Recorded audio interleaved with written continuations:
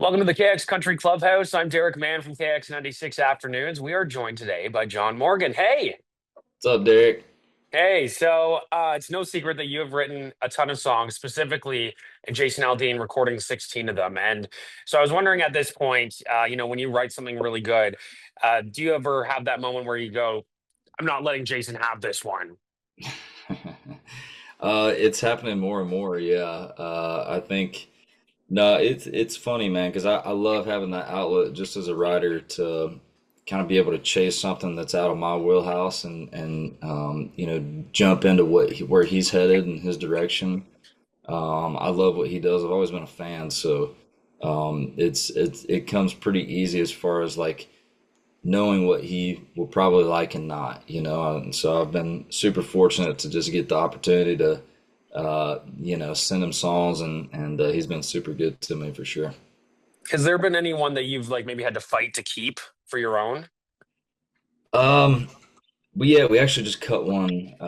We just cut a whole new record the last couple months, and we cut a song that was the first song I ever took back from him. I was like, Oh, really? yeah, because he's told me that for years. He's like, look, man, if you love it, just tell me.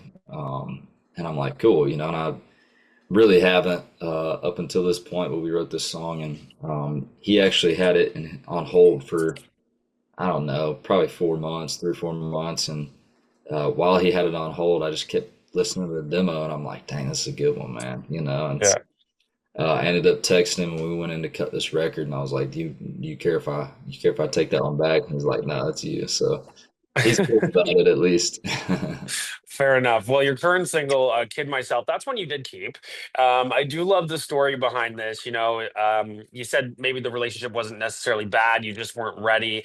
Now, when you write something like that, like years later, do you ever wonder if the person hears the song and knows it's about them? Yeah, I mean that thought definitely crosses your mind. I think to me, I think I know this sounds cliche, but it's more of a story, I guess, an apology from me, as opposed to trying to get anybody's attention. It's just a hey, like this is why this happened, because you don't always get closure whenever stuff like that happens. You don't get a chance to speak your mind, but that's what I love about music and what I get to do is I can channel a lot of that stuff and hopefully have it connect with multiple people, that have been through the same thing. So let's say you ran into her tomorrow. Is there anything that you would, you'd want her to know that you couldn't say back then? Um, at this point, I don't know, man. It'd be tough. I think I don't know. I would just probably reassure that it wasn't really her fault. I was at a place that the problem was that I grew up playing music, right? And my music was my whole life. I toured from 12 years old to 18 in the bluegrass circuit, and I did that for a long time. And so I was kind of right out of that. I'd taken some time away from guitar and music in general. I hadn't touched any of it, and it was just kind of a miserable time in my life, and it was all self-inflicted. You know what I mean? I didn't know what I wanted to do next, and I was burnt out on the road and music. I thought, and I think not having that in my life was the first time I had ever not had it in my life, and it definitely affected me and affected people around me as well. So, that would probably be the only thing I would say, but I think she probably gets that. Yeah, well, I love the story on that song. It's such a great song. Now, you said that you were a bit of a different guy when you first moved to Nashville. Now being a dad, being married. Like, what's something that pre-Nashville John, like younger John, would have written about differently than the guy I'm speaking to right now? That's a good question, man. I mean, um, it is. Sometimes I'll go back in my vault of old songs and demos and just kind of listen to what I was writing about. Because sometimes when you're in it, man, like especially when you're uh, before you're signed, when you're hustling and you're trying to get a publishing deal, and you're fighting for. Sorry, my keyboard was on. Okay, thought it was a siren. I got a whole keyboard underneath me. Sorry. Um, No, but sometimes when you're grinding and you're trying to get noticed, Hmm. you write everything. It's like whatever, you're a chameleon. I was anyway. I just, whatever room I was in, I adapted to, whether it was, there was a pop artist in the room, or if there was a 90s country artist in the room. Like I'm adaptive, that was my mindset. And so I think that just helped, um, kind of early on. It just helped me in a lot of ways to, figure out what I wanted to write for my stuff too. And Mhm. yeah, I don't know, man. It's just a fun process. I love the whole process of writing, and the studio, all of that. It's just so much fun that I got obsessive over it at that stage, and I think in a probably in a not healthy way in some ways, but I feel like you've got to be that. You've got to be that if you want to cut through the noise, and there's too much talent here to just be subpar. You know what I mean? Yeah. Yeah. I think that was probably the biggest thing, though. Would you say that like being a dad now has changed what feels important to you or important enough to put into a song now? Yeah, you definitely think about what you're saying more. I do. Yeah. I think there's a lot less like whiskey bent songs now, because I'm just not in that phase of life, Sure. and I don't know. You definitely think about your subject matters a little bit more, and I try to, just consider, would I want my kids to listen to this? You know what I mean? Like, you got to ask yourself that, because, um, you know, those are my favorite fans, are young ones, man. They get me going, and especially out at these shows, seeing them out there rocking out. It's fun, but it definitely, again, it makes you think about it. And I've definitely, this new record we just cut. I probably wrote more different subject matters than I ever have on one piece, and so I'm really excited to start teasing that and get some songs out over the next couple of months. But yeah, it's definitely a different record than I would have wrote when I was 23. For sure. Well, so yeah, the Carolina Blue is the album, and obviously you built your career in Nashville. But what is like the most North Carolina thing that Nashville hasn't changed or failed to change about you? Uh, I mean, I think just the community that I grew up around back home.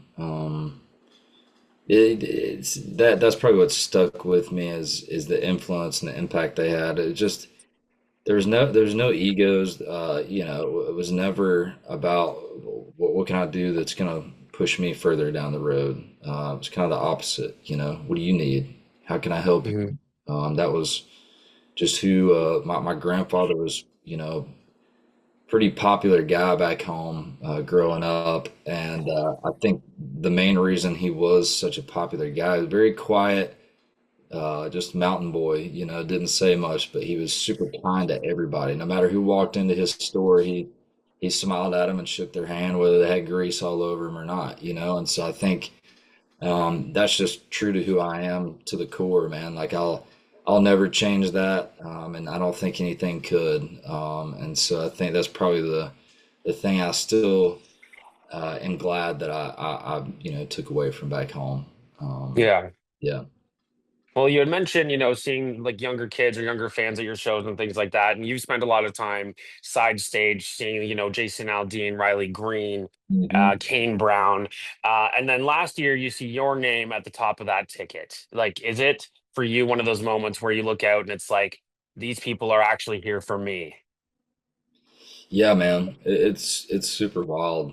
I feel like I still I don't underappreciate that, because people are paying their hard-earned money to come out and spend an evening with you, and they expect a show. Like they want to see a show, and I think there's nothing more encouraging than doing a first headlining tour, and selling a club out. We sold two out on that tour, which to me was a big freaking deal. And so it was a lot of markets we hadn't hit yet either. So I just feel like that's still that old school way of just building grassroots fans is still the way to do it. Hmm. And I think that's helped us a lot. Being able to have that under your belt now, being a headliner, going on a headlining tour, is there anything that doing that, being in that headlining position taught you that you couldn't learn opening for somebody else? Yeah, I think it just it gives you a great idea of what it could look like down the road, because it's such a smaller scale, right? Like we're playing clubs and 500 to 1200 cap rooms, if it's on the bigger side. So, um, I think it gives you a perspective on what it could look like when you are headlining arenas or amphitheaters, if that's the goal. And I think gives you a good test run.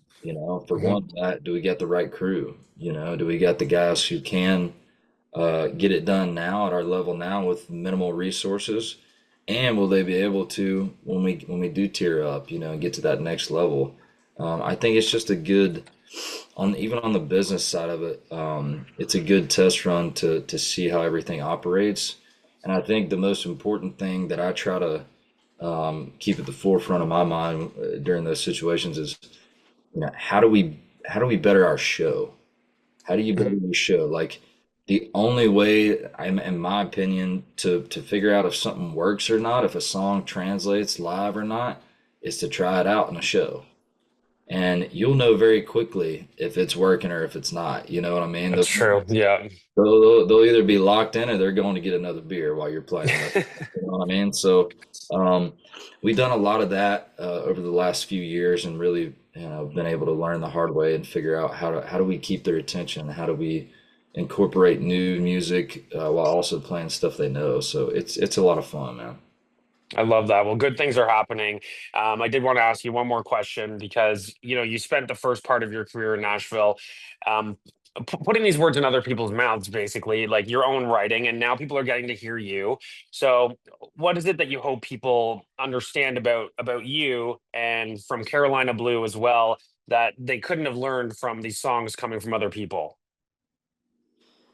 Yeah, I mean, these songs again were kind of just handpicked throughout, a matter of 4 or 5 years. Some of these songs on the debut album, Carolina Blue, were 5 years old. And I think to me that's kind of my judge. If something sticks around that long with me and I hang on to it, it's not that I haven't sent it to other artists usually. I mean, there's been a few that I really haven't sent around that I just cut myself and knew immediately. Those were me, but even ones that I do send around, it's not that I underappreciate the song or don't think it's me. It's sometimes I got to live with them and make sure it's Mhm. something I'm gonna sing for the next 20 years. You know what I mean? And so I've been fortunate to have, Aldean as a blueprint, and he lets me in on a lot of his stuff.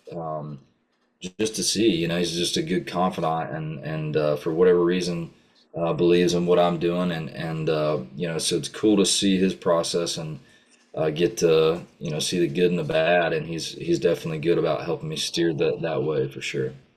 Yeah, well, that's awesome. Well, I appreciate you taking the time today. I do hope we can see you in KX Country soon. I hope here in Yeah, man. Canada. But good things are happening, and it sounds like you're doing all the right things with testing. What works, what doesn't, and can't wait to see more of that soon. Thanks, man. I All appreciate right, it. thank you so much, Sean. Have a great rest of your day, and hope to chat soon. Yes, sir. Talk to you All right, soon. bye now. Thanks.